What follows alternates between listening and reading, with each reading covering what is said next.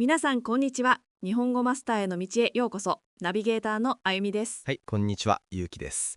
このポッドキャストでは皆さんが日本語マスターになるためのコツを毎回一つずつ紹介していきます。さてゆうきさん、今回のステップ5のテーマは何でしょはい、今回のテーマは賢い翻訳のコツです。う？ほう。英語のテキストではトランスレートワイズリーと紹介されていますね。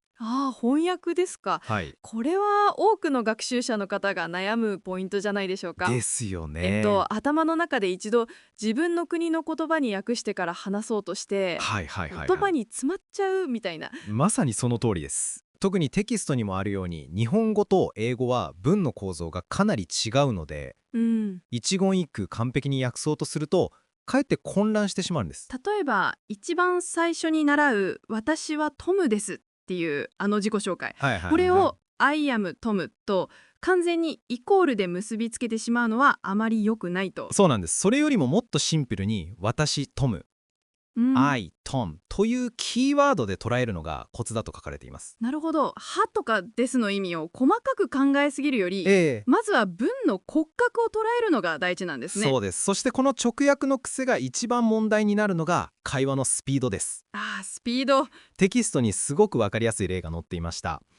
例えば、あいみさんが僕に今日どこへ行きますかと質問したとします。はい、今日どこへ行きますかですね。この時やってはいけないのが頭の中で1、日本語を聞く、2、英語に訳す Where are you going today? 3、英語で答えを考える I'm going to the gym。 4、それをまた日本語に訳し直すと今ちょっと英語に訳しちゃってますけど、このプロセスです。うわ、頭が忙しい。そんなことしてたら会話が止まってしまいますね。ですよねだからもっと賢い方法を使いましょうと。はい。あいみさんの質問今日どこへ行きますかを聞いた瞬間に頭の中で変換するのはたった3つのキーワードです。3つのキーワード。今日どこ行くです。